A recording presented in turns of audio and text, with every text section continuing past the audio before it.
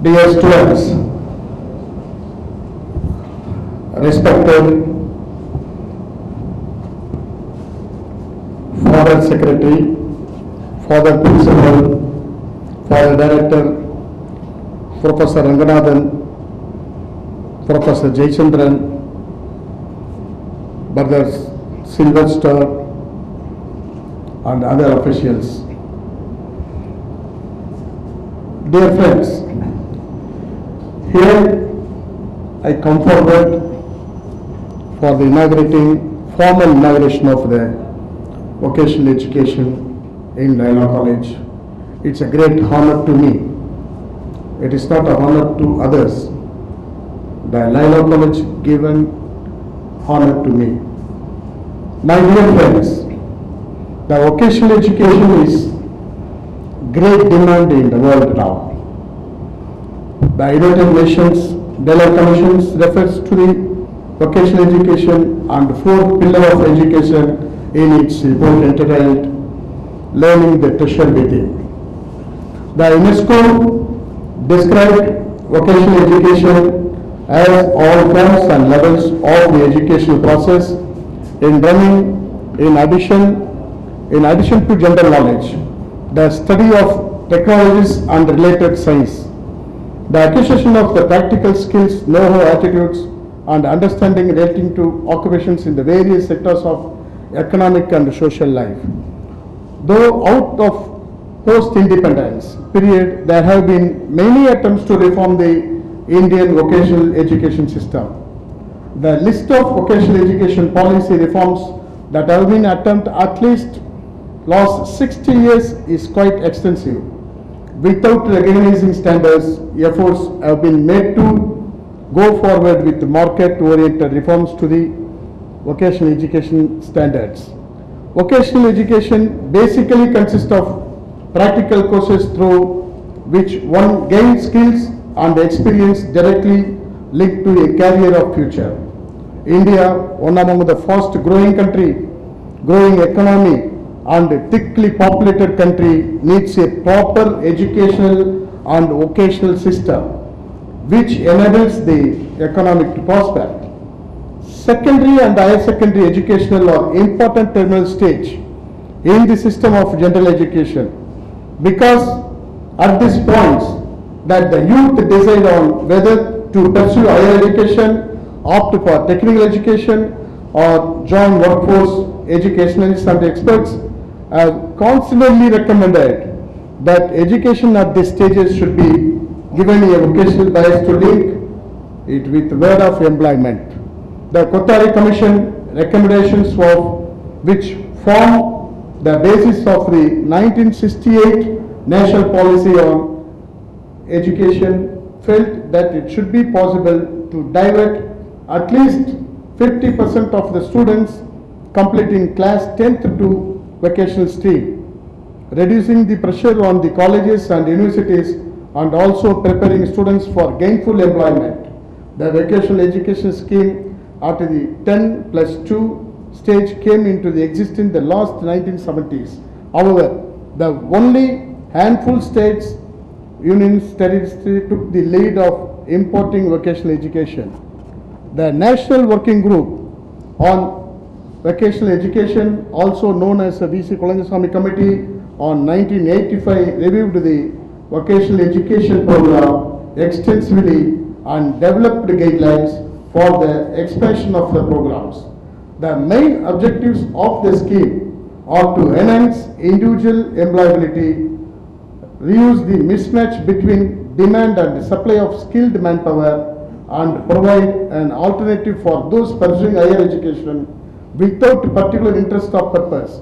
More than 150 courses are offered in 6 major disciplines: agriculture, business and commerce, engineering and technology, health and paramedical services, home sciences and humanities. The Minister of HRD and the Minister of Finance provided soft loans in order to raise the standards of vocational education. Provided soft loans. I come back again for this loan subject later on. In the non-formal sector, the scheme provides assistance to NGOs for taking up innovative programs for promotion of vocational education on a project basis. A total number of 168 NGOs have been financially assisted since initiation to the scheme for taking up these projects, which help employed youth and school dropouts. Some of the major recommendations of NCERT: the vocational courses should be provided in general schools in active partnership with industry and in close collaboration with the block level vocational institution that may be established in rural areas also. The vocational stream should be treated like arts, science and commerce streams, and students passing out from this stream. The national curriculum framework of the NCERT should be restructured to give due emphasis to work experience, pre-vocational and genetic vocational competition at various levels of school education. All vocational courses at the +2 level must be covered under the Apprenticeship Act 1961.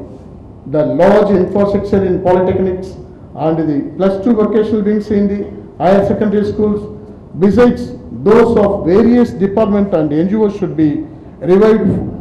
Optimal utilization of the facilities in the existing vocational program.